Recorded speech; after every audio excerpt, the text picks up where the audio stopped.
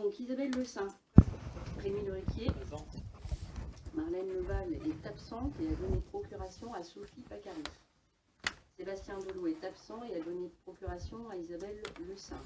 Sophie Pacari, Emmanuel Piednoir, Françoise Passé-Gaspari est absente et a donné procuration à Thomas Dimandron. Jean-Michel Pouille, Julie Kejvadi, Alain Charbonnel, Annabelle Dartenay, Pascal Doublet est absent et a donné procuration à Rémi Leriquier. Thomas Dimandron, Maxence Marniès est absent et a donné procuration à Jean-Michel Pouille. Jérémy Durier, Clélia Jarnier, Walter Lebourg est absent et a donné procuration à Jérémy Durier. Sylvie Martin-Pernel est absente et a donné procuration à Julie Kejvadi. Christelle Le Provost est absente. Il n'y a pas eu de procuration. Hein. Nicolas, vous confirmez, il n'y a pas de procuration. Laurence Lefebvre est absente, a donné procuration à Annabelle Dartenay. Sylvie Gatté, présente. Dominique Taïbois, présent. Anne Roumi, présent. Gilles Tourment est absent, a-t-il donné procuration? Non, on n'a pas eu de procuration. Annie Gringor, présente. Et Daniel Le Chaplin, présent. Bon, merci. La dernière fois, je crois que c'était Annabelle qui était secrétaire. Qui était secrétaire de séance la dernière fois? Est-ce que vous vous rappelez? Ben non, elle dit non. Non, c'était pas moi. Moi, j'ai contrôlé ce dernier. On doit Pascal. D'accord. Thomas, tu seras secrétaire de séance? Merci.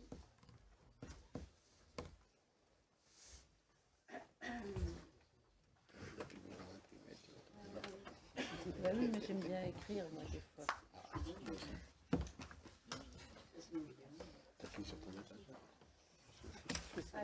Alors nous avons peu de points, hein, ça ne devrait pas être un conseil trop... C'est un conseil très administratif hein, dans les affaires générales, donc une demande de dérogation au principe du repos dominical pour le personnel des commerces du secteur automobile de Saint-Père-sur-Mer, c'est un classique. Des assurances statutaires, un mandat spécial pour un déplacement pour le congrès des maires de France, mise à jour du tableau des effectifs, tableau des emplois, le forfait mobilité durable, donc tout ça c'est à la suite forfait mobilité durable du dernier CST où il y a eu des demandes aussi de fait hein, sur la révision de ce forfait. Mise à jour du compte épargne-temps pour les personnels. En urbanisme, un deuxième débat qu'on nous demande de tenir sur le PADD. En fait, vous allez voir, c'est plutôt à la marge, hein, suite à ce qui est remonté du premier débat, vous vous rappelez, voilà, il y a quelques petites précisions, reformulations qui sont proposées par le grand intérimaire, mais si éventuellement il y a un ou deux points à redévelopper, voilà, ce sera l'occasion de le faire. La rétrocession d'avoirie du lotissement des Lardillers, et enfin les décisions prises par délégation sans débat. Juste en préambule, donc je déclare la séance ouverte.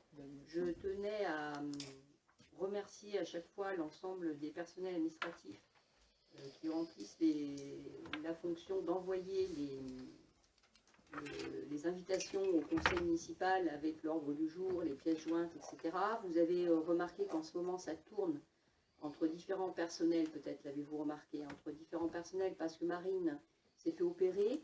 Hein, au niveau de son pied, et donc elle est en arrêt jusqu'au moins la fin du mois d'octobre, ce qui fait que là, en l'occurrence, sur le dernier envoi, c'est Anne-Cécile qui a fait l'envoi.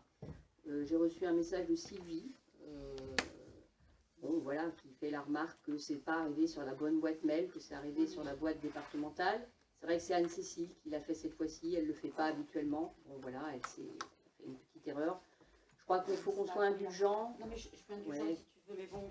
Après, si tu veux, quand tu tapes, je ne sais pas comment ça fonctionne, Nicolas, s'il y a une liste de diffusion qui a été créée par le personnel administratif pour envoyer le... Est-ce que la liste de diffusion, elle est créée? Alors, il faudrait s'assurer que dans cette liste de diffusion, il n'y ait pas l'adresse du conseil départemental pour Sylvie, puisque, voilà, on a une autre adresse, et qui est que cette adresse-là. Parce que c'est vrai que quand on tape, tu sais, les adresses... Non, souvent, bah, tu as une adresse qui apparaît, tu fais pas gaffe, pouf, tu mets celle-là et en fait, c'est pas la bonne. Voilà. Donc soyez indulgents quand même. Je voulais vous expliquer un peu la situation. Soyez indulgents vis-à-vis de nos collaborateurs parce que voilà, ils font bien le travail et en plus, elles ont toujours eu à cœur de tourner et de se remplacer les unes les autres quand il y a un souci. On a quand même plusieurs personnels qui ont des compétences et qui sont capables de le faire. Donc merci pour elles. Oui, ce n'est pas du tout une critique par rapport au travail des collaborateurs. Hein. En aucun cas, c'est juste, voilà, je demande à ce que mes deux boîtes mail soient bien distinctes pour voilà, faire la distinction des deux fonctions. Mais l'erreur est humaine. C'est ça que je voulais juste dire. Pas de problème. Je peux dire un petit mot vite fait? Oui. Juste sur ce sujet, je vous ai envoyé un mail à tous pour bien vous inscrire sur un nouveau logiciel qui va permettre d'envoyer toutes les délits de façon rigoureuse et systématique et propre, entre guillemets. Donc pensez à le faire. Je vous ai envoyé une petite On l'a notice. pas reçu. Hein. J'ai envoyé une notice à tout le monde. On a eu l'avis comme quoi ça existerait, mais on n'a pas eu. Comme ça a été un peu difficile, l'inscription, j'ai refait un petit guide pour expliquer à tous. Jean-Michel m'a dit qu'il avait réussi. Non, mais c'est pour ça que je l'ai fait, c'est parce que c'est pas complètement évident. Il y a eu un rappel de fait il y a 5-6 Oui, Ah ben non. et j'ai bien envoyé à tout le monde. Pas reçu. Pas reçu. À vérifier. Puisqu'on est sur ce point informatique où j'ai reçu le message, je n'ai pas réussi à rentrer le truc. Bon, j'ai un problème que j'ai signalé en mairie il y a quinzaine de jours. Nous n'arrivons plus à vous répondre sur la boîte Saint-Père-sur-Mer. Ça fait bien 3 semaines. Et moi, je reçois les messages et on ne peut plus vous répondre. Donc, je dois revoir Pauline, je crois bientôt, qui m'a proposé d'essayer d'avancer. Oui, parce que Pauline est un peu. Voilà. Elle n'est pas trop Mais- mal en informatique. C'est parce qu'on est sur le sujet info que j'en parle, mais c'est embêtant de ne pas pouvoir vous dire si on vient ou vient pas à telle et telle réunion. Oui, tout à fait. Ouais, c'est peut-être un problème de configuration personnelle sur un poste. Ça marchait avant, mais bon, Ouais, ça mais marche plus. des fois, il y a des bizarreries. Ça s'appelle comme ça. Et pourquoi est-ce que tout le monde n'a pas reçu justement ce... J'ai reçu. Le 23 septembre, c'est 8-10. Ouais. Et le 8-10 le rappel et le 23 septembre le 8. Le 8-10, Ça t'as Alors, reçu. Des Débitel septembre. Débitel Entre le 20 et le 23. On l'a reçu. Ouais. Enfin, moi, Oui, le 20, exact, c'est pas le 23, le 20. Le 20. Alors, le 20. Et c'était, le message c'était ne pas répondre @s2a. Là, c'est création de Il y compte, avait un le message 20. de Marine qui l'accompagnait pour dire surtout. Ne pas répondre, ça, tout de suite je réponds pas. Moi. Donc il va falloir me renvoyer. Moi, j'ai reçu le message de Marine le 20 septembre, mais là, depuis, j'ai rien reçu. Et depuis, C'était donc juste c'est avant, quand? c'était le mail juste avant. Et alors, il est- le deuxième alors, 8-10. Et le deuxième, c'est le 8-10, c'est ça venait d'Alain Alors, qui a relancé pour. Ah ouais. Non, à part reçu. moi j'ai commission d'association. Bah, j'ai eu, mais ça marche pas. Ah, pardon. Moi, je ne l'ai pas reçu. Je l'ai le 8.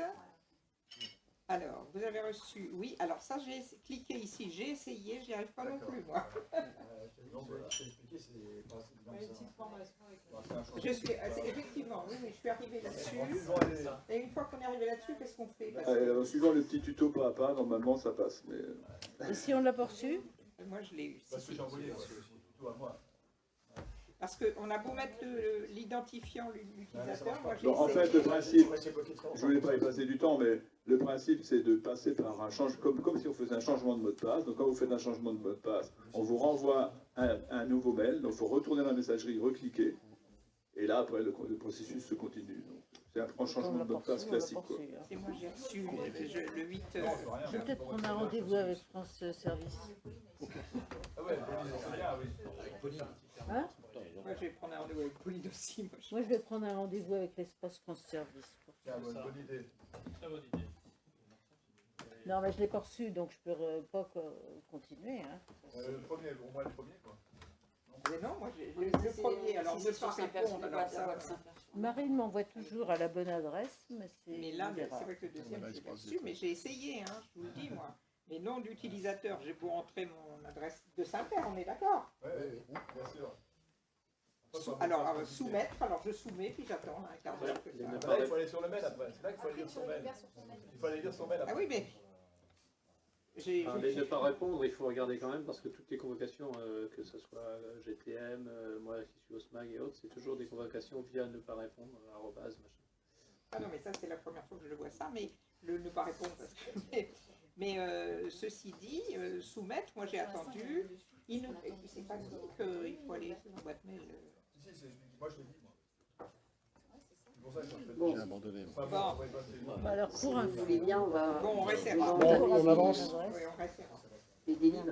Donc d'abord le PV du Conseil du mois de mai 2024. J'excuse, on n'a pas encore celui du mois de septembre. Alors ce mois de mai, est-ce que vous avez des remarques à faire? Non? Donc personne ne s'oppose à valider ce PV. Je vous remercie. Ensuite, ce qui vous est proposé, c'est donc de répondre à la demande de dérogation au principe du repos du 25, dimanche pour Nicolas. le personnel des commerces dans le secteur automobile Gilles et pour la ville de Christelle. Saint-Père-sur-Mer pour l'année 2025.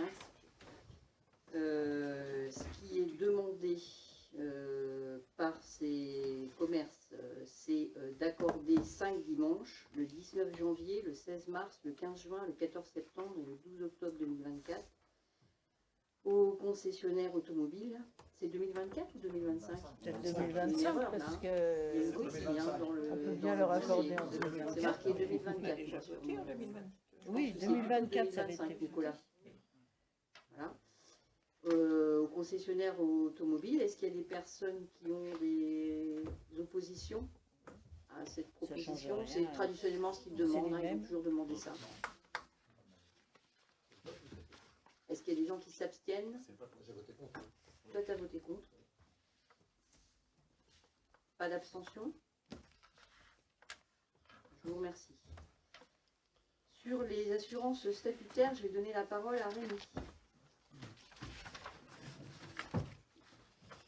Donc les assurances statutaires, ce sont les assurances qui permettent d'obtenir les remboursements dans le cadre de la prévoyance décès, notamment pour les agents qui sont en arrêt pour diverses raisons. Donc on rappelle que dans le cadre des dispositions d'article 26 de la loi du 84-53 du 26 janvier 84 portant dispositions statutaires relatives à la fonction publique territoriale, le centre de gestion de fonction publique territoriale a par courrier informé la ville de Saint-Père du lancement de la procédure lui permettant de souscrire pour son compte un contrat d'assurance statutaire garantissant les frais laissés à la charge en vertu de l'application des textes régissant le statut, et qu'un contrat avait été établi avec le groupe WTW.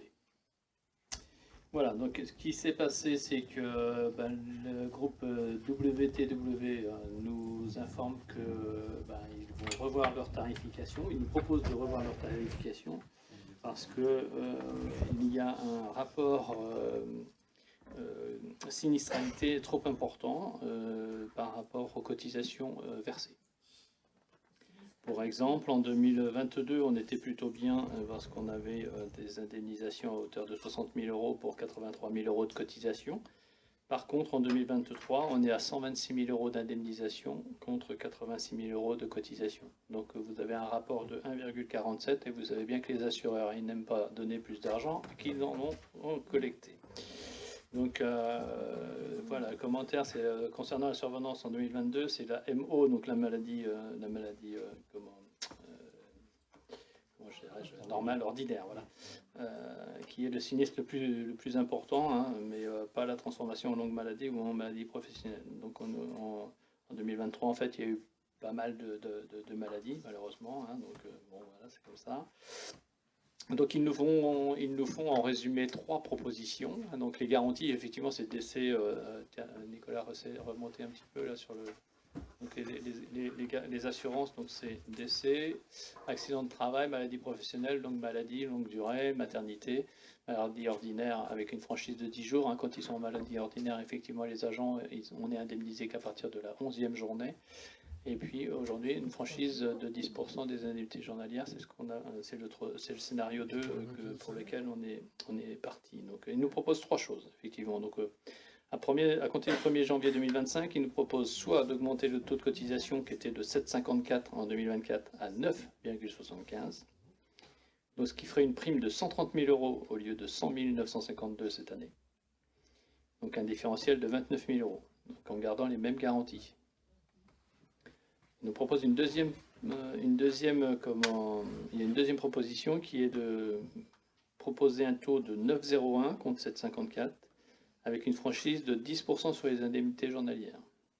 Donc là, on aurait un surcoût de cotisation de 19 682 €. Les cotisations seraient de 120 634 € contre 100 952 en 2024. Et la troisième proposition, c'était de faire 8,28 au lieu de 7,54, soit une prime de 110 960 € au lieu de 100 952. Donc une surprime d'environ 10 000 € de surprime, mais là, par contre, on aurait une franchise de 20% sur les indemnités journalières.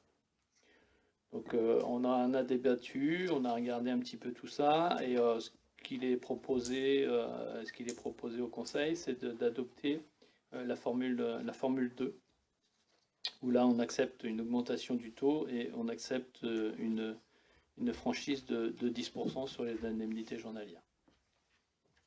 On va payer plus cher pour avoir Je suis un peu étonné, moi. Les maintiens de salaire, c'est donc nous qui le faisons. Ça fait partie des conventions de nos salariés. Tout à fait. Les agents ont une garantie de salaire et par contre on est remboursé après derrière par l'assurance. Pour les maladies ordinaires, c'est à compter effectivement du 11e jour. Et puis après les autres, c'est décès, c'est des choses comme ça. Bon. On parle du maintien et du complément à 100% pour les maintien. C'est un maintien. Alors après, il y a, je sais plus, alors Nicolas, moi je suis pas spécialiste en l'occurrence des matières sociales, mais il y a pour les longues maladies, il y a un moment où ça passe en demi-traitement, c'est ça, hein. Les 90 jours, ça existe. Donc le statut effectivement prévoit un maintien puisque la collectivité est propre assureur de ses agents, donc il n'y a pas de sécurité sociale en la matière, c'est la collectivité qui est propre assureur et donc du coup qui prend des assurances en complément. Maintien de salaire intégral pour les agents, moins le jour de carence qui est toujours effectif pour tout le monde dès le premier arrêt. Et après dans le cas d'une maladie ordinaire, au bout de 3 mois, les agents tombent à demi-traitement, donc ils ne touchent que la moitié de leur salaire. Et s'ils ont une mutuelle prévoyance, on a des contrats de ce type, ils peuvent avoir leur garantie de maintien de salaire, mais sur une cotisation que eux payent tous les mois sur leur salaire. Mais pour la collectivité, c'est demi-salaire au bout de 3 mois, et en maladie ordinaire, au bout d'1 an, normalement, il n'y a plus de rémunération. Ok, merci. Donc moi j'ai fait un petit exercice de recherche sur les années précédentes, et c'est effectivement, on a eu, je suis remonté en début de mandat, je suis même allé jusqu'en 2019, parce qu'il y avait une année en 2019 où il y avait vraiment eu des remboursements importants, on était à 130 000 €. En 2020, on était à 102, on avait un taux de remboursement qui baissait sensiblement. En 2021, c'est pareil, on était descendu à 80 000 €. 2022, on avait encore baissé, mais on a remonté forcément en 2023, et là, 2024, on est également sur une base de remboursement qui est plus élevée que 2022. Et les assureurs, ils n'ont pas fait les totaux des 3 années où on était descendu, forcément. Ils ne nous ont pas laissé une année... Ils voient qu'on a un taux de sinistralité aujourd'hui. Effectivement, 2022 était une année bonne pour eux, mais 2023, on explose avec un coefficient de 50. Donc, c'est ça où ils dénoncent le contrat, et puis on n'est plus assuré. De toute façon, on n'a pas vraiment le choix. On peut aussi ne pas s'assurer. On peut aussi ne pas s'assurer, on économise la cotisation maintenant. C'est plutôt risqué. Je ne sais pas s'il y a d'autres assureurs qui font ça. Là, c'est par le biais du centre de gestion. En fait, il s'agit d'un contrat groupe qui a été mis en concurrence par le centre de gestion qui, pour l'ensemble des collectivités adhérentes, qui souhaitent d'ailleurs, s'occupe de faire la consultation de marché public. Donc ça a déjà été mis en consultation et le code des assurances leur permet, il leur reste c'est la dernière année de contrat avant que le centre de gestion refasse une consultation, donne cette possibilité d'augmenter la cotisation ou de résilier, si la collectivité ne souhaite pas. Mais il y a déjà eu une consultation de marché public qui a été faite, il y en aura une autre qui sera faite, je crois, en 2026. Après, ce que je dis, on peut être propre assureur, mais c'est un peu risqué. Ça couvre quand même les accidents de travail, le décès et tout ça, qui peuvent coûter très très cher à la municipalité s'il y avait un cas. Ouais, et puis de nos jours, vu le contexte, de toute façon, tous les assureurs ont la même approche. Là, au moins, il y a des propositions de fait. Il y en a certains, c'est carrément je romps le contrat, vous allez voir ailleurs. Voilà, donc bon, Alors, donc il nous semblait que la proposition numéro 2 était la plus équilibrée, à la fois pour bien couvrir les agents et puis pour le budget de la ville. Est-ce qu'on peut considérer que bon, voilà, personne ne s'oppose à cette proposition ni ne s'abstient? Je vous remercie.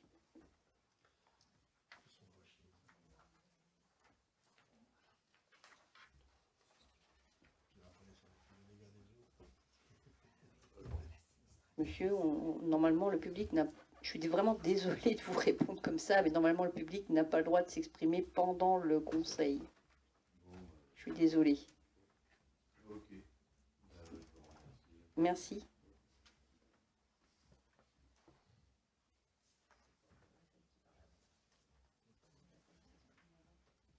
Avant le début de la séance, il aurait fallu que vous vous exprimiez avant le début de la séance.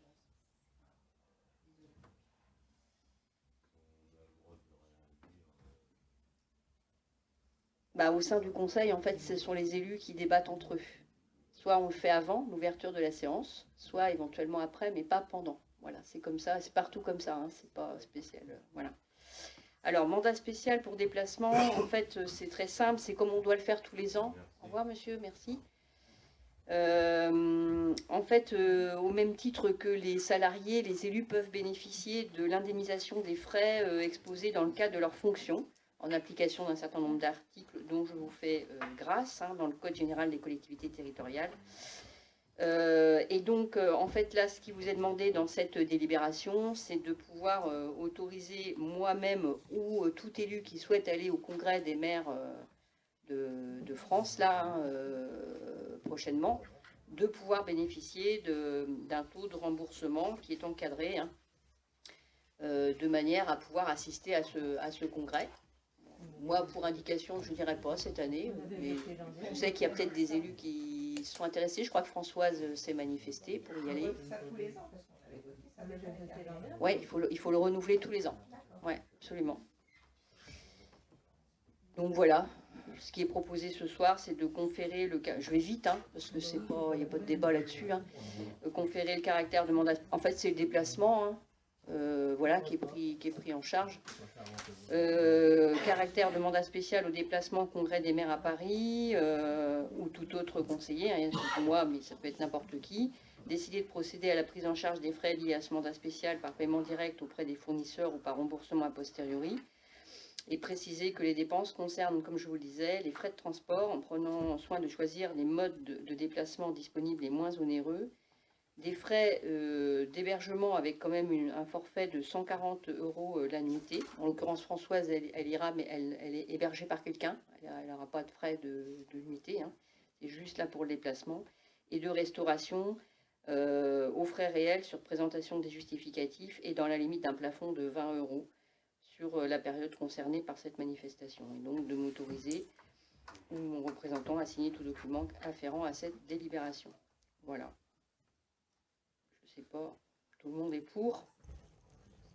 Ouais, personne n'est contre, donc alors, mise à jour du tableau des effectifs, je vais confier la lourde tâche à Emmanuel. Merci. Mais je voudrais quand même remercier, parce que je vais le dire juste en préambule, mais tu vas sûrement le redire, je voudrais quand même remercier Nicolas et les services, mais Nicolas tout particulièrement, qui a travaillé sur cette proposition qui permet d'apurer ce fameux tableau des effectifs qu'on traîne, vous savez bien, souvent de séance en séance de conseil municipal. Voilà, et ce soir, on va pouvoir vous présenter un tableau complètement revu et propre. Voilà. Merci Nicolas. Donc merci Anaïg.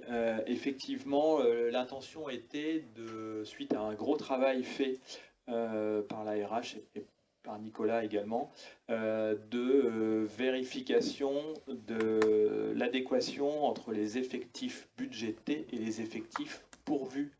Donc ça rentre dans le cadre global de tout le travail de fond qui est fait, le règlement intérieur, la mise à plat plein de choses avec le CST.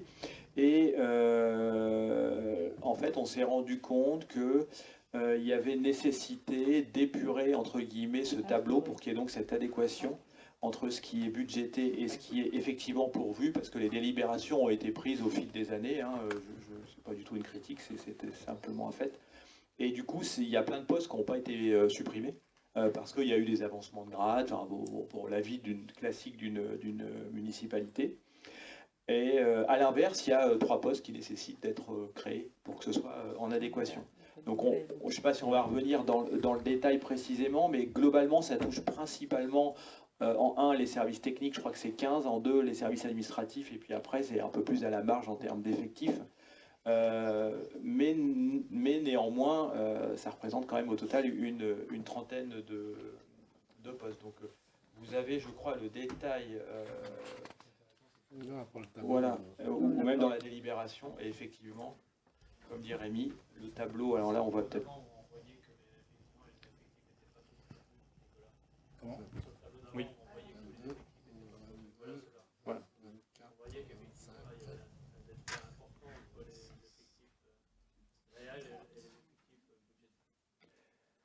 Et donc l'intention, c'est que dorénavant, en fait, ce tableau devienne le tableau des effectifs et puisse couvrir de façon claire et informer de façon claire ce qui est effectivement pourvu et budgété, et qu'il n'y ait pas de différence.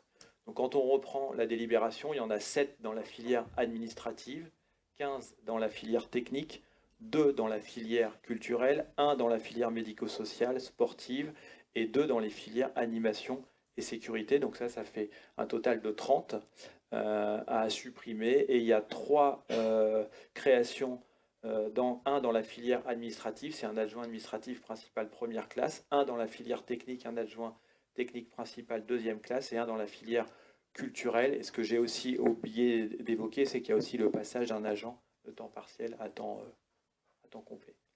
Donc, si vous êtes d'accord, alors évidemment, on peut répondre plus précisément aux différentes questions, parce qu'il y a un tableau qui est très bien fait, qui a un code couleur de ce qu'il faut supprimer et de ce qu'il faut rajouter. C'est ce que Rémi évoquait tout à l'heure. On peut prendre poste par poste si vous le souhaitez, mais si vous en êtes d'accord, l'idée c'était d'adopter ce tableau qui est en adéquation entre les effectifs budgétés et les effectifs pourvus. Et autre chose qui ne figure pas dans la délibération, mais qui est important, c'est que l'importance aussi de pouvoir fermer administrativement ces 30 postes, c'est que quelqu'un pourrait postuler parce que le poste est ouvert en fait, alors qu'en fait on n'a pas forcément un besoin de terrain. Voilà. Je ne sais pas si Nicolas, vous voulez rajouter quelque chose, parce que vous connaissez ça mieux que moi, mais voilà, l'intention clairement, elle était de vous proposer cette adéquation entre le réel et ce qui était budgété.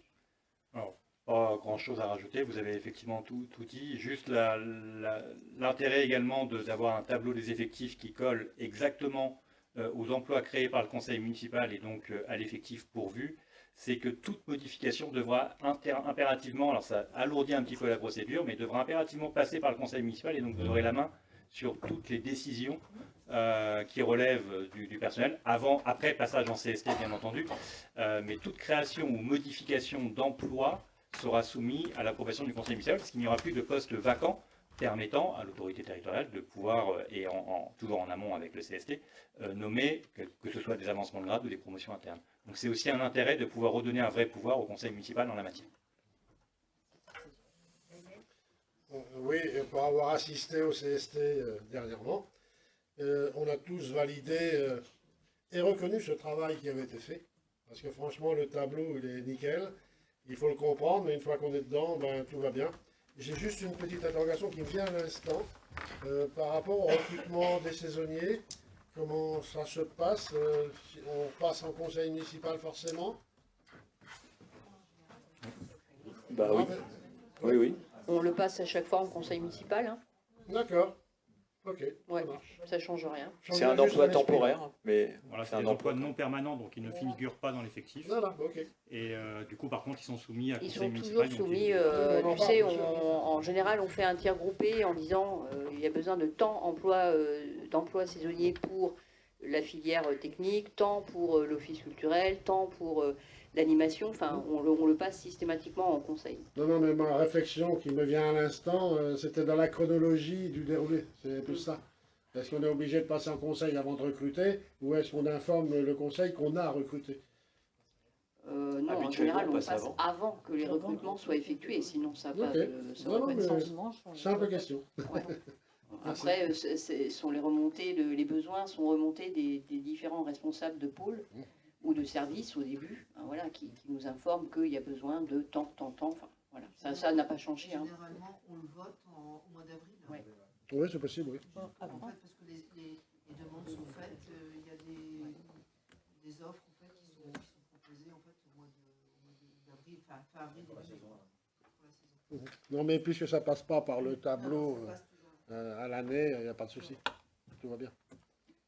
Et puis ça redonne au conseil municipal une vision au jour le jour de l'évolution du tableau des effectifs par ailleurs pour les emplois Ok, effectivement pourvus pour notre collectivité. Voilà. ça va très bien.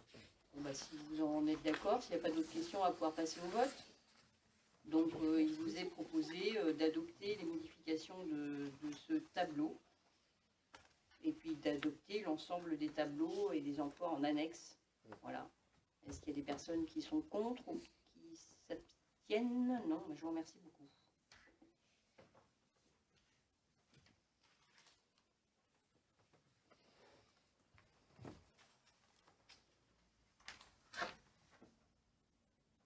Alors, forfait mobilité durable. Alors, Isabelle, tu pourras prendre la main dessus aussi, hein, si tu le souhaites. En fait, on a été sollicité par les personnels hein, parce que donc ça relève d'un texte au niveau national, hein, le forfait mobilité. Mais nous, collectivités, on peut avoir un petit peu de la souplesse. Et ce qui était proposé jusqu'à maintenant relevait d'une exigence assez forte en termes de pratique du vélo notamment et manquait un petit peu de souplesse. Donc, en fait, pour revenir là-dessus, ce qui est proposé ce soir dans cette délibération, c'est de modifier en trois temps la possibilité pour un agent de la ville de bénéficier du forfait mobilité durable. Donc, je vais laisser Isabelle compléter, si tu veux, par rapport à ça. Vas-y. Donc il est proposé en fait, auparavant il y avait, c'était 200 euros par an. 200 euros par an, il fallait faire à peu près 80 allers-retours en fait dans l'année. Là aujourd'hui on passerait plutôt à 100 euros en fait, mobilité durable, donc de 30 à 59 jours. Donc on fait des paliers, hein, 200 euros, donc 60 à 99 jours, et 300 euros au moins de 100 jours en fait dans l'année. Parce que c'est vrai qu'on voit en fait que les agents vont pas faire 80 jours, c'est quand même énorme sur l'année. Quelques-uns vont faire en fonction en fait du temps, en fonction en fait aussi de leur aller-retour, leurs vacances, etc. Et c'était beaucoup trop. Donc c'est vrai que d'avoir des paliers comme cela, c'est beaucoup plus facile en fait à gérer pour les agents et ça permet d'avoir vraiment en fait un palier plus bas, un palier moyen et plus haut, 300. Donc on est quand même au-delà en fait de ce qui avait été proposé au tout début, il y a 1 an et demi. Donc c'est vrai que c'est quand même intéressant pour eux et il y a de la demande en fait au niveau des agents de venir un peu plus souvent. Alors peut-être en saisonnalité plus, mais on voit qu'en fait il y en a qui pourraient le faire en fait à certaines périodes où il fait quand même meilleur. C'est vrai que les gens quand il pleut de trop, ne vont pas venir en voiture ou alors ils vont faire du covoiturage, etc. Enfin, il y a beaucoup de choses qui se mettent en place et il y aura peut-être d'autres solutions qui arriveront aussi après, mais c'est un deuxième pas en fait que l'on fait. Voilà. Je peux rajouter, c'est que je veux remercier Isabelle et Pauline qui toutes les deux copilotent des ateliers de transition auprès de l'ensemble des services de la ville de Saint-Père.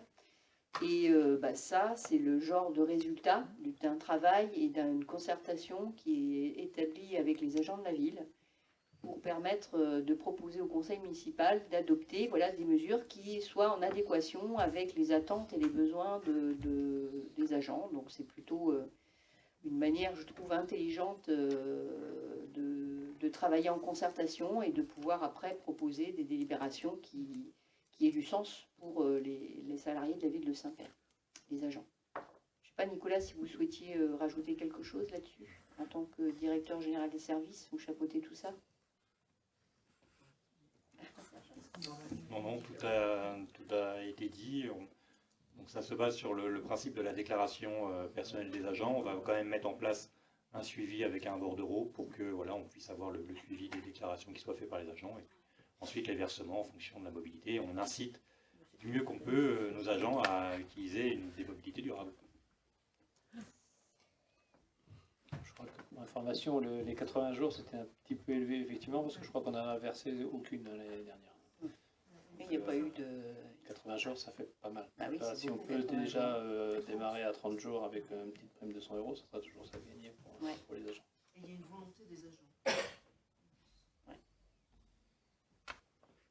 Voilà, donc il vous est proposé ce soir d'instaurer à compter du 1er janvier 2025 ce forfait mobilité durable un peu revu par rapport à celui qu'on avait adopté précédemment, au bénéfice des agents de la mairie de Saint-Père-sur-Mer, dès lors qu'ils certifient sur l'honneur, c'est basé sur une relation de confiance évidemment, réaliser leur trajet domicile-travail avec leur vélo personnel ou en covoiturage, on a rajouté le covoiturage aussi, pendant un minimum de 30 jours par an, modulé selon la quantité de travail, du temps de travail de l'agent, évidemment. Personne ne s'oppose à cette proposition. Annick ? Non, je ne m'oppose pas du tout. La question, c'est quel est le moyen de contrôle? Parce qu'il y a... C'est le petit bordereau, c'est une déclaration sur l'honneur. Sur l'honneur, c'est pas vérifié par les chefs de service, c'est... Je pense que ça se... Non, je pense que ça se... Dans les entreprises qui l'ont mis en place, ça se passe comme ça aussi. C'est une déclaration sur l'honneur et puis ça... Voilà, il faut faire confiance. Faire confiance. Après, c'est un travail... Là, ce qui vous est proposé ce soir, c'est bien un travail qui a été co-construit avec les personnels quand même. C'est pas... Voilà, donc on peut espérer que... Ils respectent leur parole, il n'y a pas de raison. Voilà. Donc personne n'est contre et personne ne s'abstient, Clélia? Comment? Je m'abstiens. Tu t'abstiens? Ok. Merci beaucoup.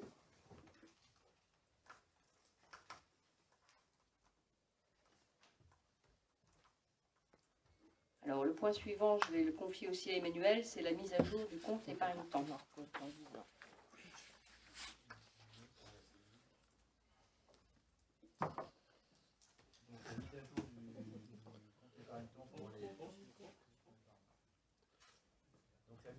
La mise à jour du compte épargne-temps pour les différents agents qui est catégorisé selon leur catégorie administrative, avec des montants journaliers qui sont prédéfinis. Donc il y a différents décrets qui régissent ça.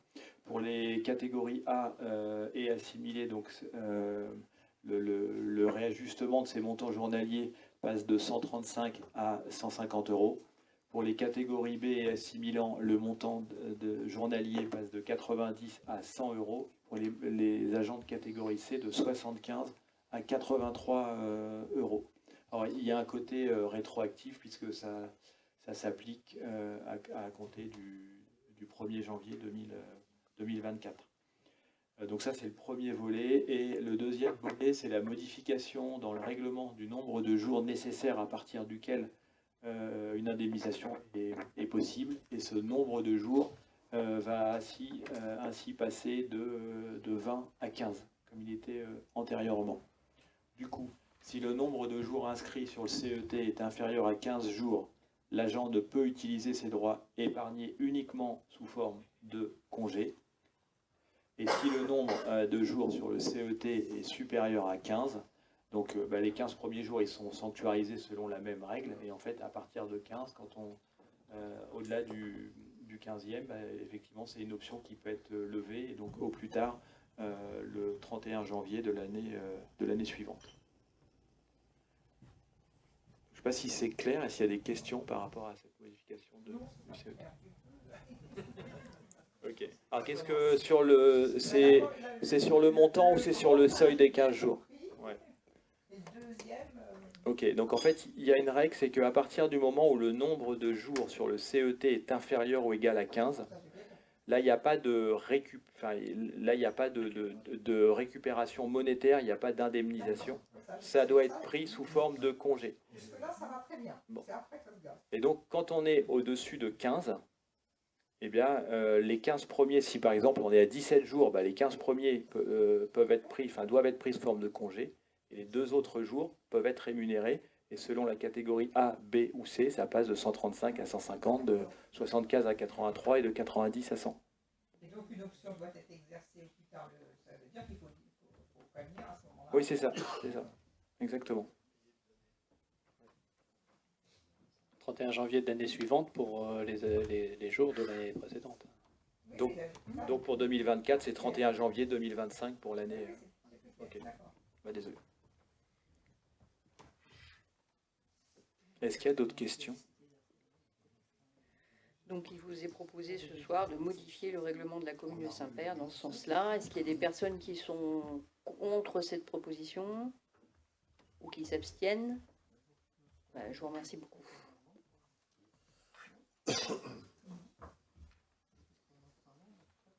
Alors, le point suivant, c'est un second débat sur le PADD. Et Sophie est absolument enthousiaste à vous présenter ça.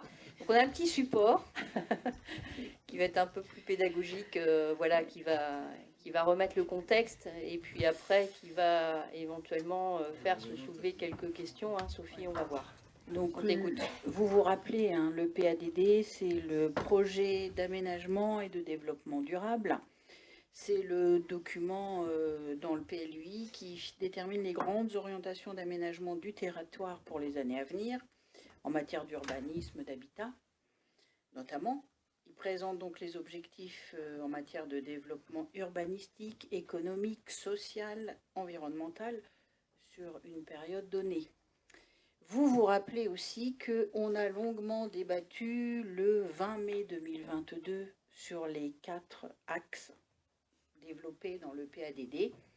Alors j'ai relu un petit peu les débats, hein, on avait discuté de pas mal de choses, mais ce n'était pas des choses qui avaient donné lieu à une modification de ce PADD. Les 4 axes sont les suivants: pour un environnement et des paysages préservés, protégés, mis en valeur, pour un développement structuré prenant en compte les spécificités du territoire et traduisant une réelle politique de l'habitat, pour un développement économique équilibré privilégiant l'optimisation du foncier, et le dernier pour un territoire solidaire et organisé. Donc les modifications qui ont été réalisées et qui nous demandent ce deuxième débat, alors, il y a eu des corrections orthographiques, ça c'est vraiment anecdotique, hein. Modification dans l'organisation du chapitrage, modification de numérotation des orientations, tout ça c'est pas très profond. Ce qui a été plus profond, c'est de tenir compte de des idées qui sont ressorties. Alors à Saint-Aubin-des-Préaux, il y avait quelques lacunes dans les liaisons piétonnes. À la Lucerne d'Outre-mer, on avait fait état d'un patrimoine bocager important. Voilà, ça a engendré quelques modifications. Et puis on a ajouté un glossaire à la fin pour expliquer, je ne sais pas si vous avez regardé, je ne sais plus où il est, je ne le trouve plus. À la fin. Ah, le glossaire, voilà. Donc on a un certain nombre de définitions qui ont été ajoutées: densification, frange urbaine, habitat léger, etc. Il y avait d'autres choses, je crois. J'ai une question. La trame verte et bleue. Oui. Et la trame verte bleue et la noire. Et la noire, c'est sans pollution, c'est juste en dessous, sans pollution lumineuse. Pour les oiseaux.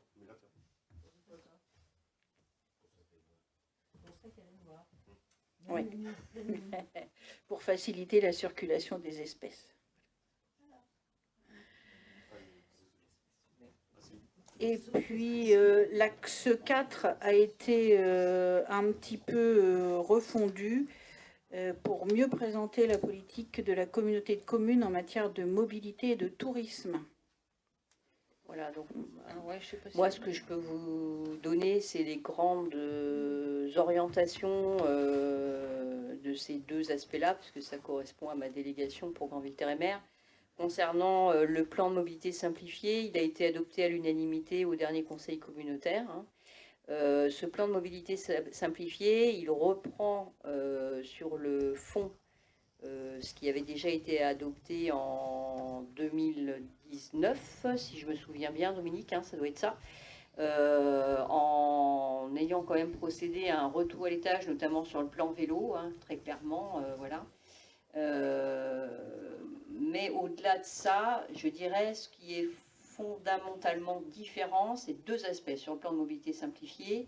C'est de donner une solution alternative pour pouvoir se déplacer aux habitants du territoire qui ne bénéficient pas des infrastructures et des équipements qu'il y a déjà sur le littoral. C'est-à-dire, là, c'est vraiment ciblé sur le, j'aime pas trop le terme, mais rétro-littoral, hein, le pays plus bocager de notre territoire, et Dieu sait qu'il y en a des communes qui sont concernées par ça. Et donc, ce plan de mobilité simplifiée, il s'est focalisé sur la solution alternative du transport à la demande, mais un transport à la demande moderne, un transport à la demande réactif et un transport à la demande qui ne soit pas figé sur des itinéraires ou des circuits prédéterminés. C'est-à-dire qu'il reste vraiment un vrai transport à la demande, à partir par contre, ça c'est la première piste qu'on va commencer à explorer, on essaye de mettre ça en place à partir du mois de juillet 2025, on partirait sur des arrêts qui sont des arrêts qui correspondent aux arrêts de bus ou de car actuellement sur le territoire. Voilà, ce sont des idées à affiner, à améliorer si les besoins s'en font sentir, hein, s'il y a de la demande. On ne va pas partir sur un transport à la demande qui vient chercher au pas de la porte la personne pour l'emmener, hein. C'est pas ça le but, hein. C'est quand même que ça reste un mini transport collectif, dans le sens où on partirait sur des modèles plutôt de minibus, hein, pour réaliser ce transport à la demande, et avec une flexibilité, sachant que la réservation est obligatoire. On va essayer de travailler sur une flexibilité, ne pas être à 24 heures à l'avance, peut-être pouvoir être un peu plus réactif, vous voyez, sur la réservation. Ça peut aller jusqu'à 2 heures avant de faire la course, hein, à voir si c'est jouable ou pas, on verra. En tout cas, au moins la demi-journée, hein, c'était un peu notre idée de partir là-dessus.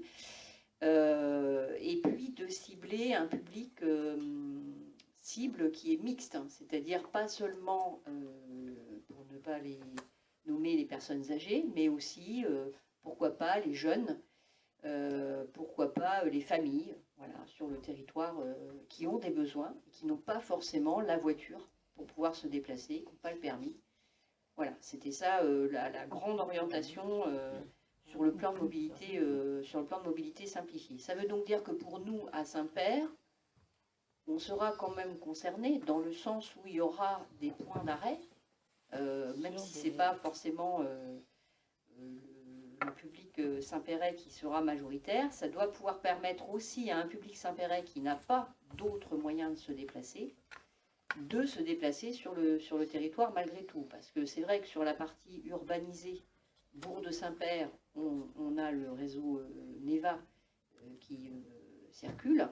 Par contre, on a toute une tranche rurale de notre territoire communal qui n'est pas du tout desservie par aucune solution alternative à la voiture pour se déplacer sur le territoire. Donc là, il y a du travail qui sera ciblé pour Saint-Père sur ce transport à la demande également.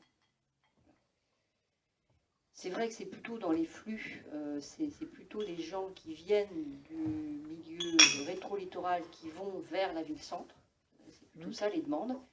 Maintenant, ça peut être aussi dans l'autre sens. Why not?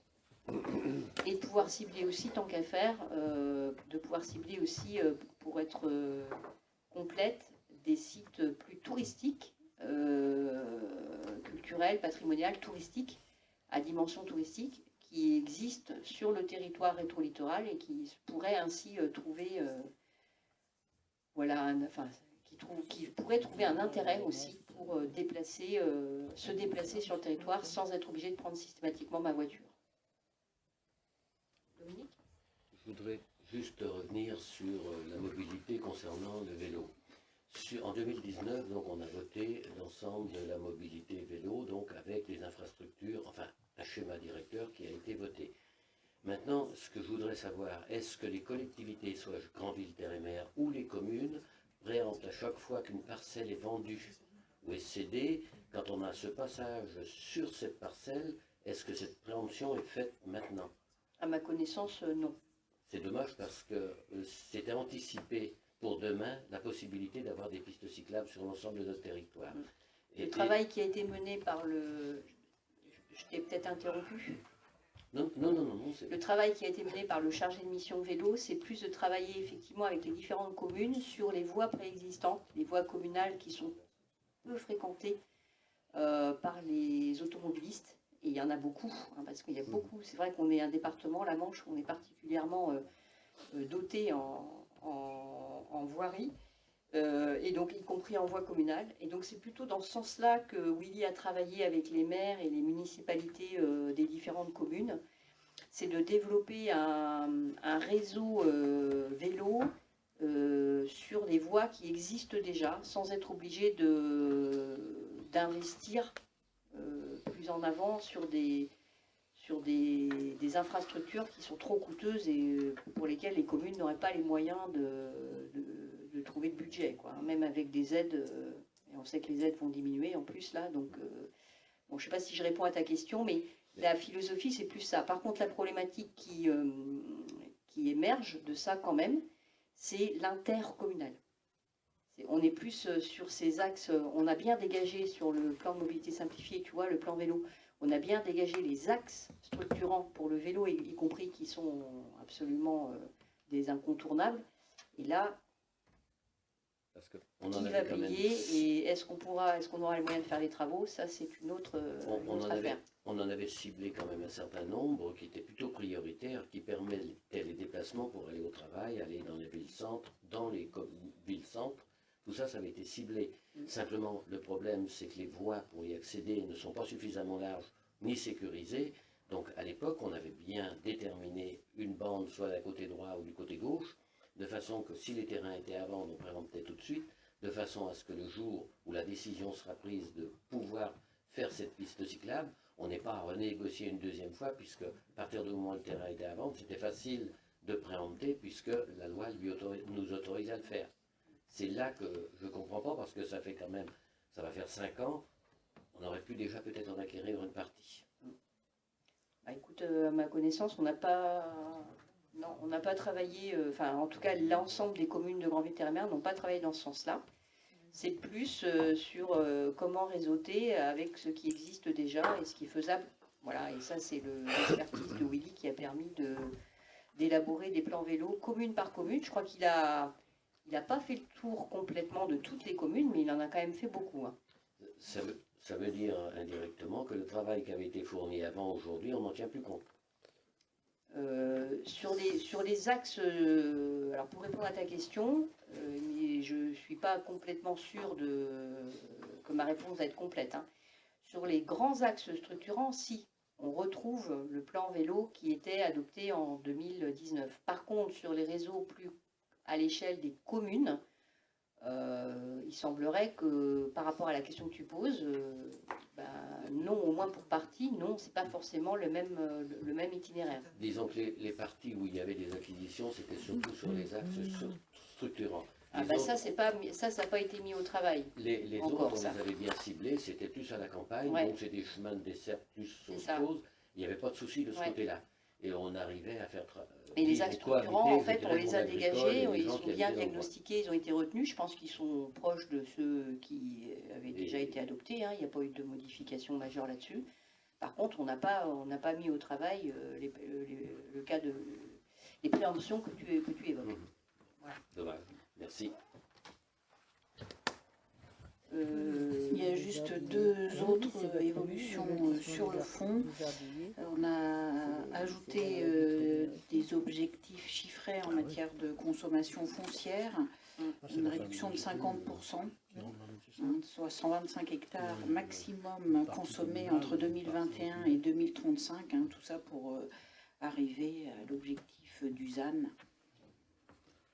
Voilà. Et puis surtout sur la structuration du territoire, puisque la commune de Longueville a été ajoutée dans l'agglomération Grand-Villaise. Donc l'agglomération Grand-Villaise, maintenant c'est Grandville, ce sera Granville, Donville, Yclon et Longueville. C'est les principales modifications. Je ne sais pas maintenant, le débat est ouvert. Oui, moi je voulais intervenir également sur les nouvelles orientations du schéma d'équilibre touristique qui a été adopté aussi à l'unanimité au dernier conseil communautaire. Ce schéma d'équilibre touristique, son nom l'indique, il y a un nom qui est révélateur, c'est équilibre. Jusqu'à maintenant, on était sur un schéma de développement du tourisme sur notre territoire. Là, on est sur un schéma d'équilibre. C'est-à-dire on est bien sur un tourisme durable, un tourisme maîtrisé, avec beaucoup d'actions qui sont mises en place déjà depuis 2-3 ans. Hein, voilà. Et ce schéma d'équilibre touristique, la philosophie générale du schéma, c'est de recentrer l'habitant au cœur même des personnes qui vont avoir des bénéfices à ce qui est des touristes et un tourisme durable sur le territoire. Donc c'est au travers d'une hospitalité en associant les habitants du territoire et les résidents secondaires sont compris, hein, parce que finalement ils sont aussi habitants du territoire quelque part, ils sont touristes mais ils sont aussi habitants, sachant qu'en même temps les habitants du territoire eux-mêmes sont aussi quelque part peuvent être des touristes en fonction des sites, peuvent tenir ce rôle-là dans l'économie touristique du territoire. Donc voilà ce que je voulais vous dire sur les nouvelles orientations du schéma d'équilibre. Il y a un petit film qui a été diffusé pour expliciter ce que c'était que ce nouveau schéma d'équilibre touristique. Ce que je peux proposer au conseil municipal ce soir, c'est de renvoyer le lien pour que les élus municipaux qui ne siègent pas au conseil communautaire puissent avoir accès à ce film qui explique très bien, qui est très didactique, pédagogique et qui explique très bien les origines du tourisme et puis la volonté d'aller vers un tourisme d'équilibre sur le territoire. Alors, je ne sais pas, le débat est ouvert comme dit Sophie. Je ne sais pas si vous avez des questions, des suggestions, des remarques à faire concernant cette nouvelle proposition pour le PADD.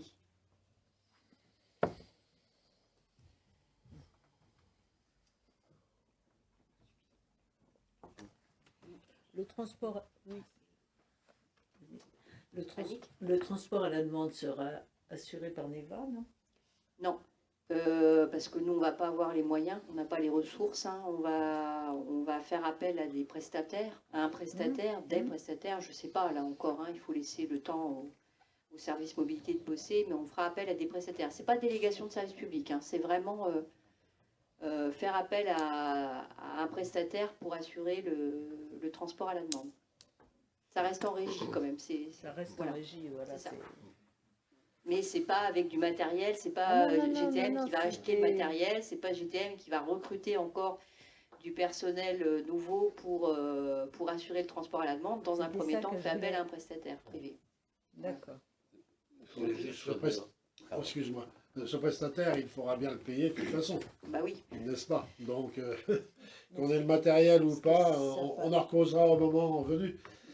Moi, j'ai une question qui m'intervient encore là. Le PLUI, il devait terminer 2026? Alors, normalement, il devrait... ouais, le vœu pieux, c'est janvier 2026, il deviendrait opérationnel. Mais voilà, Sophie, peut-être rajouter... Avec projet janvier 25, après étude, il faut que toutes les communes signent. Et qu'il ne soit pas retoqué ou attaqué. Normalement, on sait déjà qu'il y a une commune qui ne veut pas. Ah bon, d'accord. Donc on est déjà à 3 mois. Ok, c'est tout, merci. Normalement, fin 2025. D'accord. Oui. Je voulais juste poser une question à Sophie. Je n'ai pas compris tout à l'heure le nombre d'hectares. 125, mais c'est pour l'ensemble de la communauté de communes, répartis sur les 32 communes. Ce que je voudrais savoir dedans, qu'est-ce qui est compris dans les 125 hectares? Ce qui veut dire, demain, des aménagements routiers seront pris dans cette partie-là. Alors ça dépend de quel aménagement routier. Si l'aménagement routier est d'intérêt régional, il peut passer dans l'enveloppe régionale, voire nationale, il peut passer dans l'enveloppe nationale.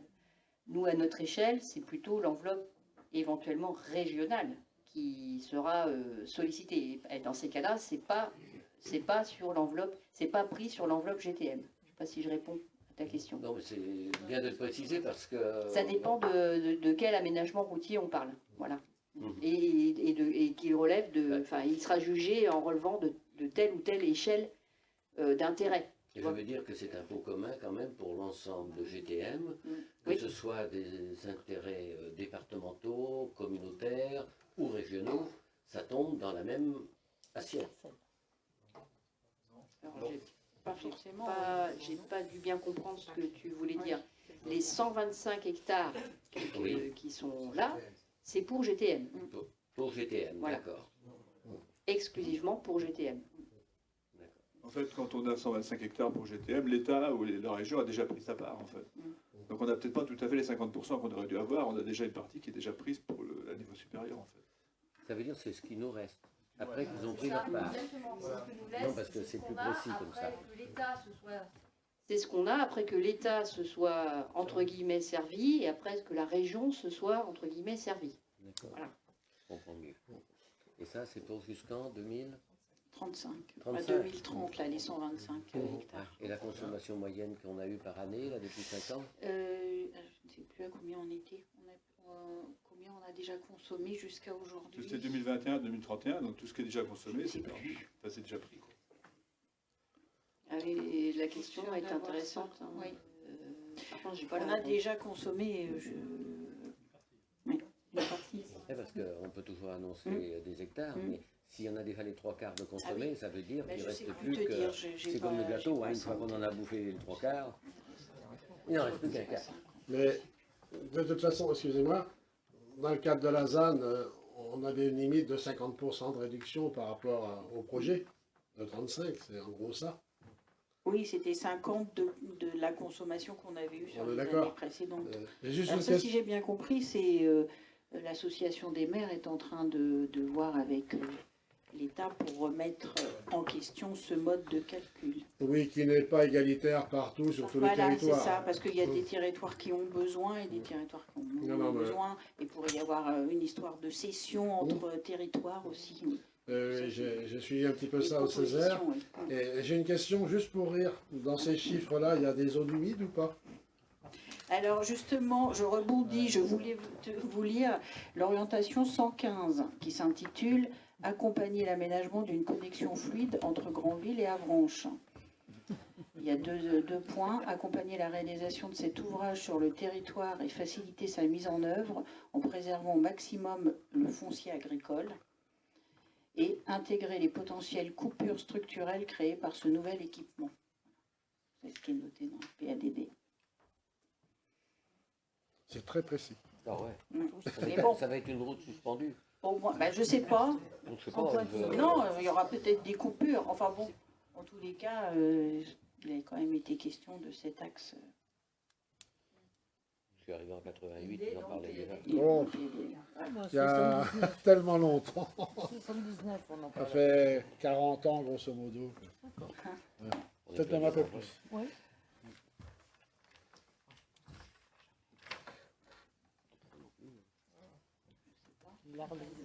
Spécialement. Oui. La première fois, on avait vraiment port, c'est débattu pareil. sur des choses très, très locales. Oui, oui, surtout. Enfin, avec une volonté politique rarement Oui. affirmée. J'ai vu des scénarios de réunion avec des élus locaux. Monsieur Berthier, pour ne parler que lui. Donc aujourd'hui, on ne sait pas combien il nous en reste. Ben, je peux te le redire, mais j'ai pas pensé à prendre ça et je préfère rien te dire que te dire une bêtise. J'ai plus le chiffre en tête. Mais je note, je te le redirai ça. Tu te rappelles, Alain? Non.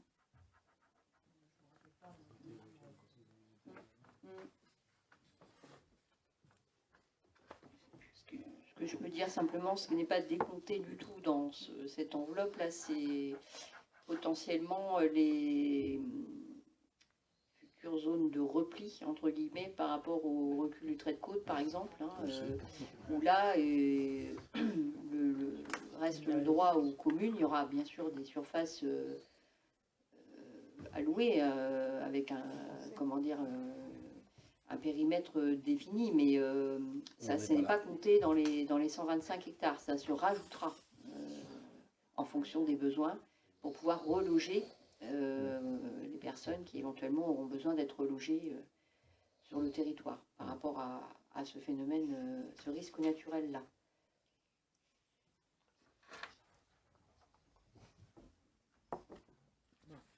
On ne sera pas là pour voir. Non, on ne sera pas là pour le voir. Bon, c'est pas une raison. Après, vous l'avez vu, hein, le PADD, vous l'avez tous lu. Je ne sais pas si vous aviez des remarques ou des questions à faire en particulier là-dessus. On n'a pas vraiment de débat hein, sur ça. On a débattu déjà la première fois. Hein.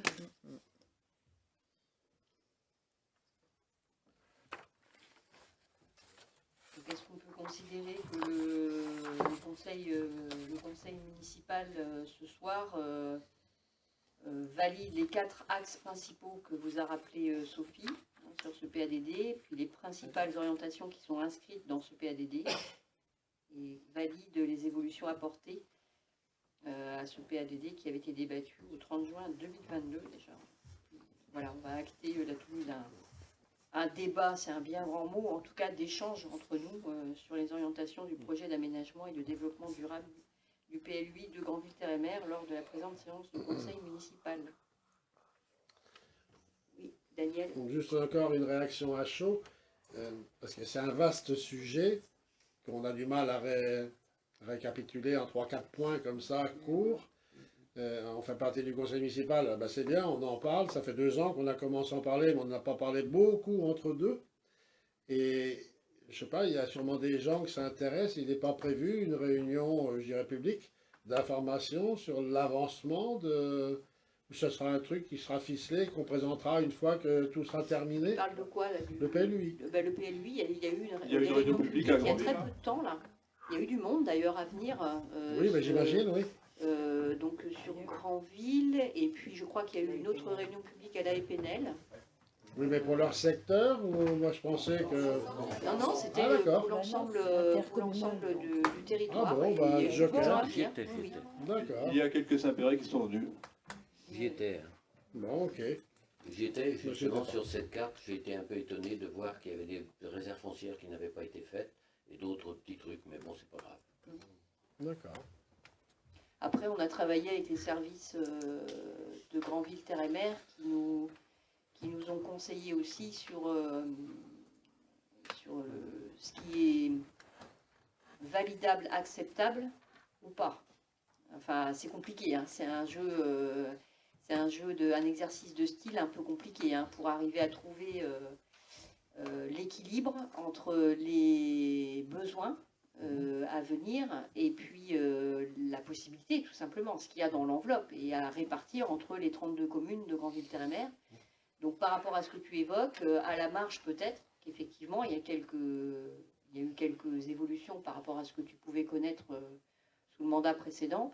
Maintenant, ce qui apparaissait sur les cartes, ça a été accompagné par les cabinets d'études qui ont été mandatés par Granville-Terre-et-Mer et par le service urbain, bien sûr, de la ville de Saint-Père et le service urbain de Granville-Terre-et-Mer pour nous aider à trouver les meilleurs emplacements et les meilleures surfaces possibles. Voilà. Tout en respectant la loi, le cadre législatif et les contraintes qu'impose ce ZAN. Ok. On travaille sur plein de choses différentes hein, sur ce PLUI-là, au travers de plein d'ateliers différents.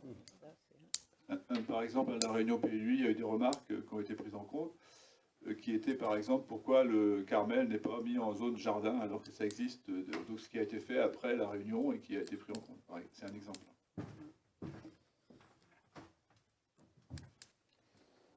Sur le Carmel, j'espère qu'on aura l'occasion de travailler dessus quand même, à un moment ou à un autre. Bah, il y a une toute commission, une toute commission commission qui est prévue, hein. Pour ça. qui est convoquée là au début du mois de novembre. Ouais, tout à fait, c'est quoi la date?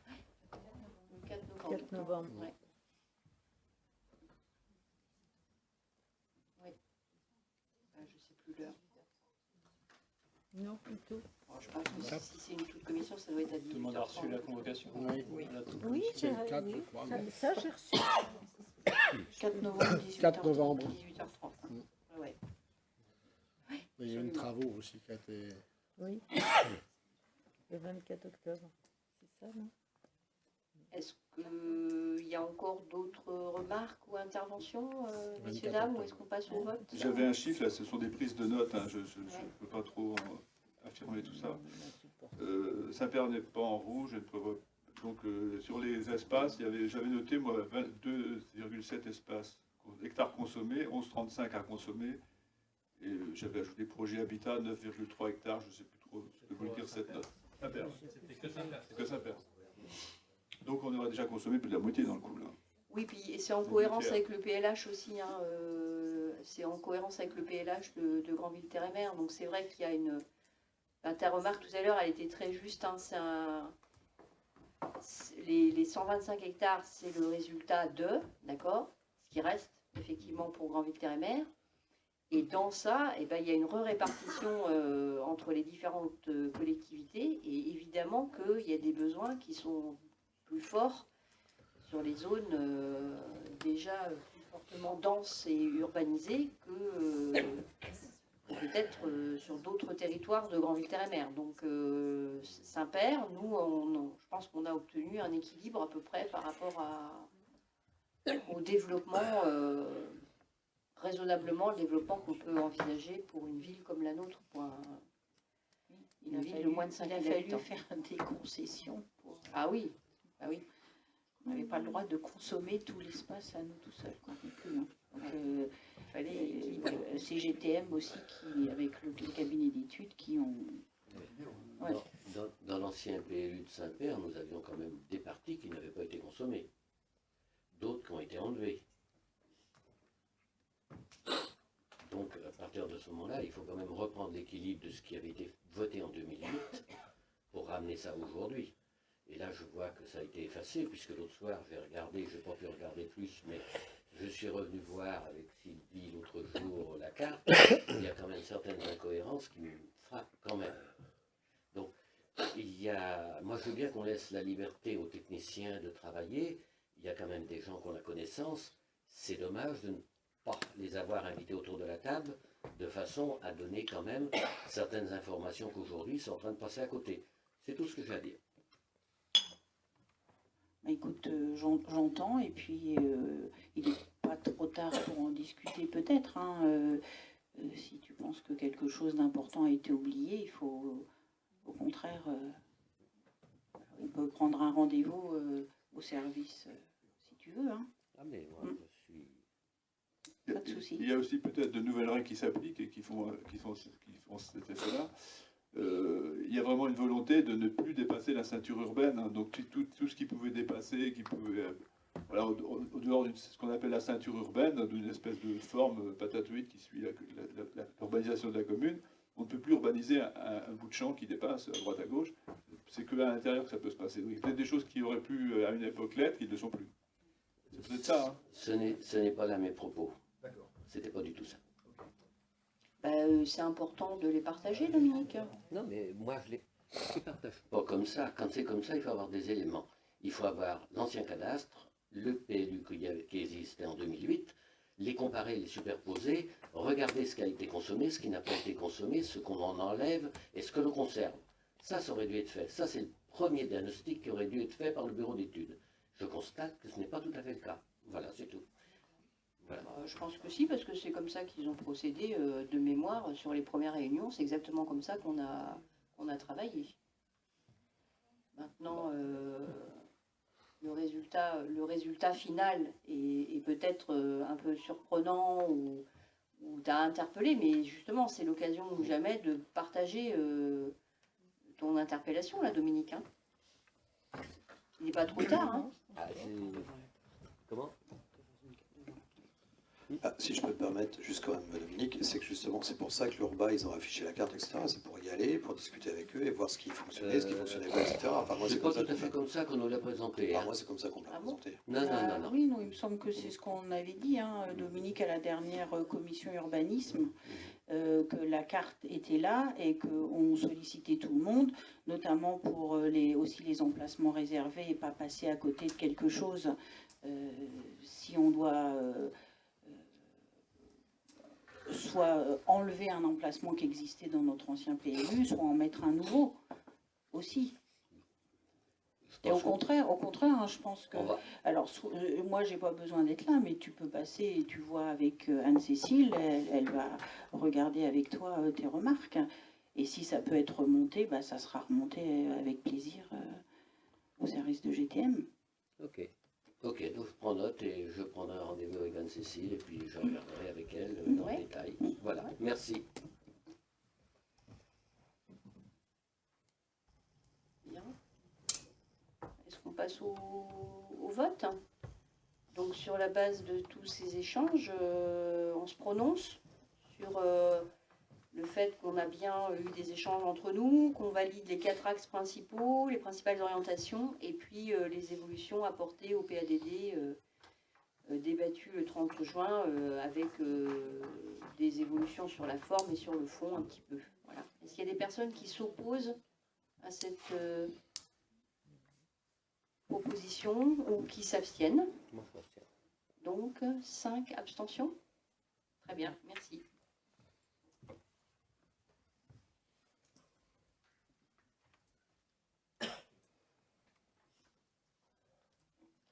Alors, rétrocession de la voirie du lotissement des Ardillers, Sophie? Je me suis posé la question en disant, je ne sais pas s'il n'y a pas s'il manque pas un I Ardilly. Là, c'est en jaune.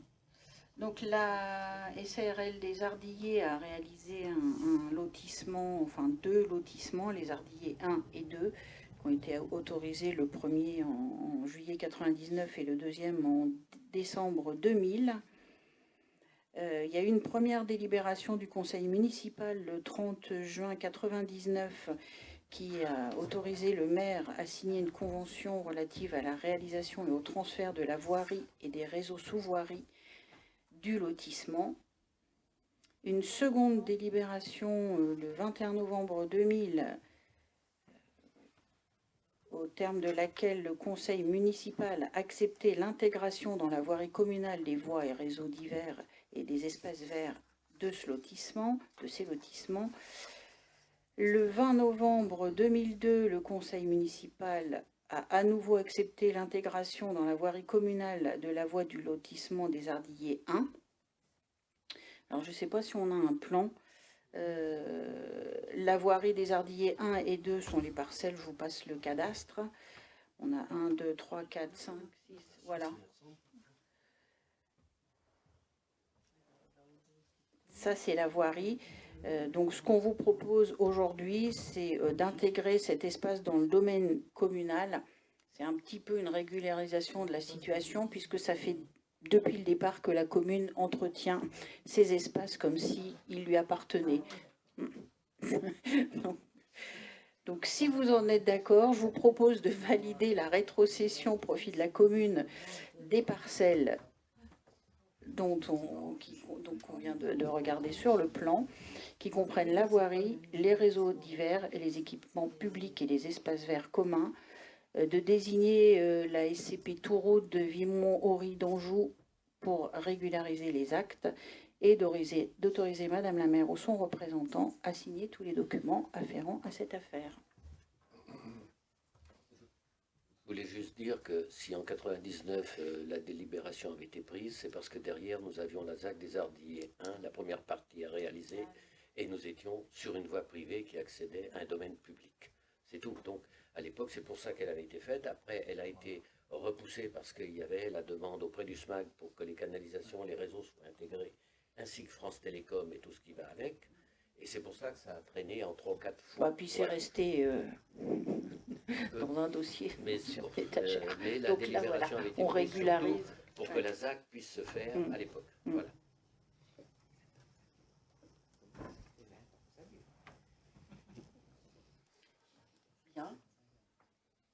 Alors, par rapport à cette proposition de valider la rétrocession au profit de la commune, de toutes ces parcelles, de désigner cette société Taureau de Vimont-Aury et d'Anjou, notaire chargé d'établir les actes et de m'autoriser mon représentant à signer tous les documents. Est-ce qu'il y a des gens qui sont contre ou qui s'abstiennent? Je vous remercie. Alors, concernant les décisions prises par délégation, en date du mois de juillet 2024, c'est la convention pour la réalisation de travaux de restauration et d'entretien des cours d'eau des fleuves côtiers de Granville-Terre-et-Mer. Et puis le 6 septembre 2024 dernier, convention entre le représentant de l'État et la commune pour la transmission électronique des actes aux représentants de l'État. Là-dessus, Nicolas et peut-être Alain, vous pourriez peut-être expliciter un petit peu comment travaillent désormais les services aussi, comment ça s'est modernisé au niveau des outils de travail.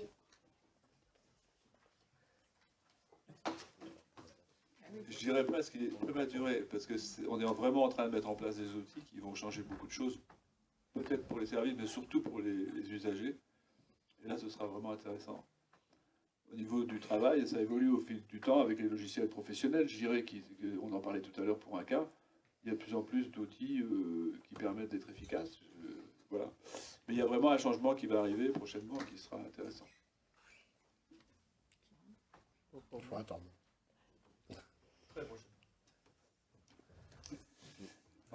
En fait, on a mis en place un certain nombre de logiciels de dématérialisation, notamment pour les actes arrêtés, délibérations, décisions du maire, qui permet d'éviter les impressions et les signatures, puisque les signatures seront dématérialisées. Et aujourd'hui, les projets se font de façon numérique, sont transmis dans le cadre de ce qu'on appelle un workflow, donc avec des validations intermédiaires, tout en numérique, voilà, toujours pour éviter les envois de mails d'une part, et les envois les impressions sur les copieurs. Voilà.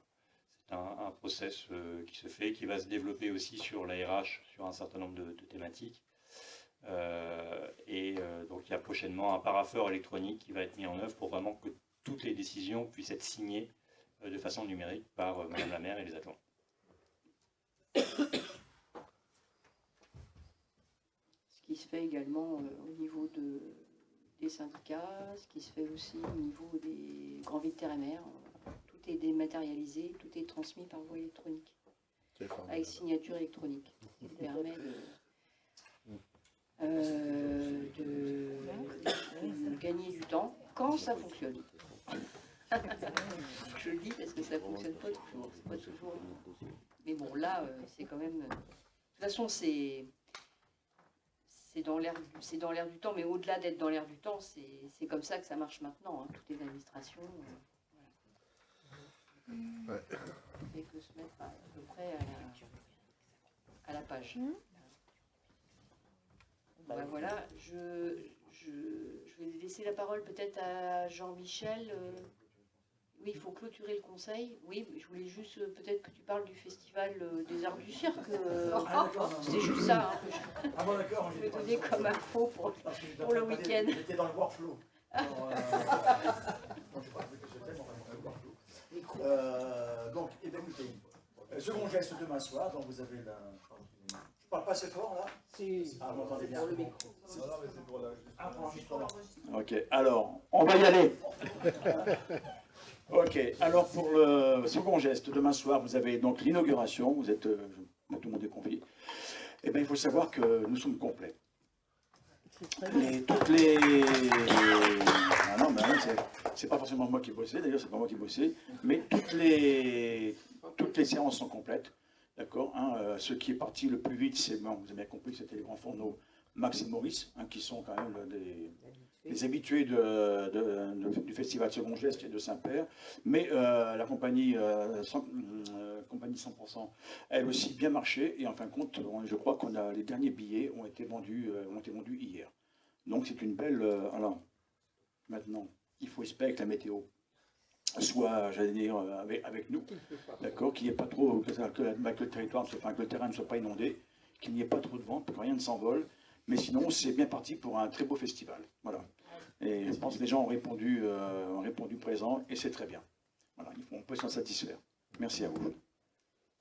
Donc l'inauguration aura lieu à partir de 18h30 sur la place des loisirs au niveau de la tente. Oui. D'accord. Autour de la tête d'accueil, tout à fait. Voilà. Et bon, ce ne sera pas trop long, puisqu'après, vous avez à 20h, vous avez la première séance des grands fourneaux qui commence. Donc voilà. Daniel? Oui, j'ai comme d'habitude quelques petites réflexions. Il y a des choses dont je parlerai en toute commission certainement. Je voulais m'excuser parce que je t'ai pas répondu. Tu avais envoyé un message il y a quelque temps, puis après, bon, moi à titre personnel, j'ai pas été très disponible. T'inquiète pas. Donc j'ai pas eu l'opportunité de te répondre, notamment concernant l'assemblée générale de l'association Défense Mer où il n'y a pas eu d'élus. Et là, je pense que c'est vraiment un concours de circonstances. Moi, je ne pouvais pas, de toute façon, c'était pas possible. Mais je pense que s'il n'y a pas un autre élu qui est venu, c'est qu'il n'y avait pas possibilité, il n'y avait pas de personnes disponibles pour venir sur la date. Donc nous avions bien reçu, et je m'excuse, je tenais à m'excuser publiquement parce que je t'ai pas répondu. Voilà. Alors venant de ta part, Madame la maire, chère Anaïg, pas de souci. Isabelle, on en a parlé, on a échangé, tu devais me confirmer. L'association Défense Mer, donc je préside cette association depuis 14 ans et ils vont encore me supporter 3 ans parce qu'ils n'arrivent pas à me foutre dehors. Non, personne ne veut prendre ma place, c'est plutôt ça l'enjeu. Mais à ceci près, il y a des membres du bureau, puisqu'il y a un bureau, auraient aimé avoir une confirmation écrite par mail qu'il n'y aurait personne. Et Isabelle, tu me l'avais promis, tu ne l'as pas fait. Bon, c'est pas grave, c'est passé. Par contre, il y a des sujets qui ont été abordés à cette Assemblée Générale, où je m'étais fait l'avocat du diable en disant je transmettrai à la municipalité ce que j'ai fait il n'y a pas si longtemps. Monsieur Lefebvre m'a confirmé que ça a été distribué dans les services concernés. J'ai rencontré dernièrement un correspondant de quartier qui a dû faire la même chose puisqu'il était là. Je ne sais pas qui doit faire quoi. Est-ce que c'est au correspondant de quartier de vous faire un compte-rendu de nos AG ou si c'est au président ou quelque chose. J'ai trouvé ça un peu bizarre. Mais ce n'était pas l'objet de ma prise de parole tout à fait. Mais c'est bien qu'on en a parlé, on n'en parle plus. Moi j'ai une interrogation parce que je viens de passer quelques temps avant d'arriver à ce conseil municipal au chantier du rond-point. Ce fameux rond-point provisoire qui est en train de devenir définitif. On va dire tant mieux. Le problème, c'est que c'est encore un chantier départemental, hein, on est bien d'accord. Et moi, je doute des compétences de certaines personnes qui travaillent au service départemental. Quand je vois que la bretelle d'insertion a été donc raccourcie de 3, tout ça pour faire un peu de verdure, et qu'on a fait une bretelle qui arrive juste après le rond-point, mais alors avec un angle de sortie, les chauffeurs routiers, je ne sais pas comment ils vont faire. Moi, on provoque les problèmes, on va avoir des bouchons sur le pont, ça c'est sûr, parce qu'avant, il y avait une insertion possible qui ne l'est plus. Donc en fin de compte, c'est comme si on avait rajouté une bretelle, une route au rond-point. Et là, le rayon d'insertion pour même les bus, ça va être chaud patate. Je ne comprends pas qu'on fasse des choses comme ça. Maintenant, voilà, c'est juste une remarque. J'espère que vous aurez l'occasion de leur en parler, mais honnêtement, je trouve ça complètement débile. Je présume que tu t'adresses en même temps à Sylvie, puisqu'elle est là. Mais je m'adresse au réalisateur de ces ouvrages qui, pour moi, manque de compétences ou de réflexion. Oui. Donc, comme Sylvie est là, bien entendu. L'élu de notre territoire, donc on va en profiter pour, mais complètement. pour lui laisser la parole. C'est franchement scandaleux. Ce que j'ai vu tout à l'heure, là, je me dis, mais c'est pas possible. Quoi. Déjà, le rayon était court, mais on a même fait un trottoir qui sert à rien. On n'avait pas eu ce plan avant. Non, mais c'est une question. Il me semble que nous avons assisté, donc Anaïg, Monsieur Lefebvre, à une réunion, Monsieur Lefebvre en présentiel, au département, Anaïg en visio, où on nous a présenté hein, ce qui allait être fait. Il me semble que j'ai dit que la bretelle qui était donc un stop maintenant, qui allait devenir un stop, pour moi c'était aussi dangereux. Mais on a eu quelques questions, voilà, on a eu les mêmes interrogations. Si je ne dis pas de bêtises, Madame la maire. Voilà. Bon, il y aura des boucherons sur la passerelle, n'est-ce pas? Et elle est faite pour supporter un certain nombre de véhicules, c'est pas un problème. J'ai pas tout à fait fini, excusez-moi. Il y a 1 an, bientôt, on a eu une tempête sur le secteur, et il y a des arbres qui sont tombés. On va parler de la petite impasse, ce petit chemin qui passe derrière chez Jean Lemoine à la passerelle, où un arbre est tombé, n'est-ce pas? Vous avez chargé le propriétaire de déblayer, je le sais, ça a été fait, mais le trou est toujours béant 1 an après. Sur cette petite rue où passent des piétons, où il passe des vélos, où il passe des poussettes, les barrières sont en place, elles prennent 50% de ce passage. N'y a-t-il pas un moyen de pression sur le propriétaire pour reboucher ce trou? Franchement, ça fait 1 an.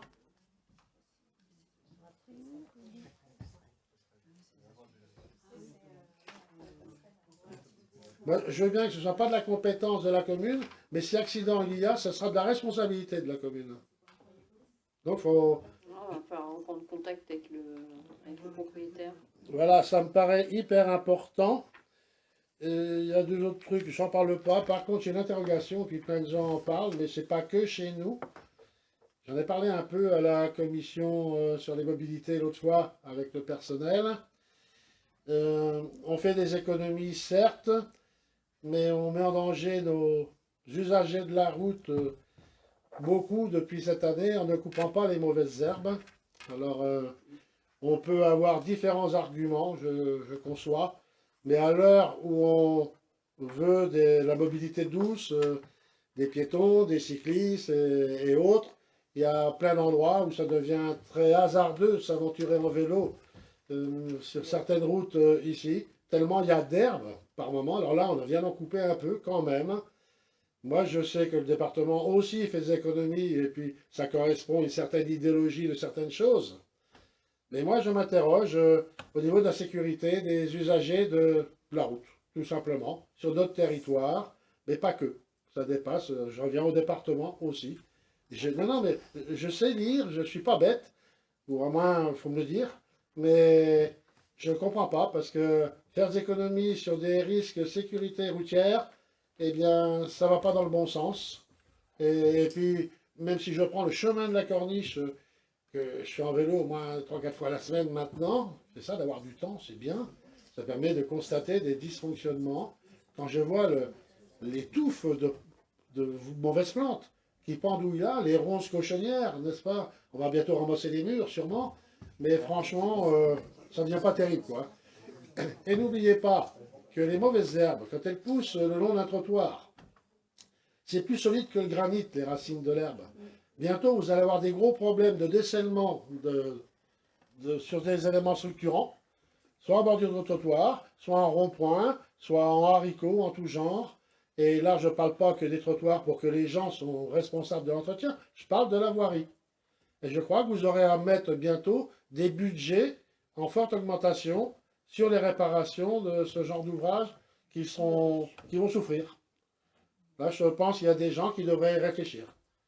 Hein? Alors, on peut être écologique, on peut faire tout ce qu'on veut, l'écolomanie, elle existe, l'économie aussi, mais moi, à un moment donné, on ne peut pas être d'accord avec tout. C'est pas possible.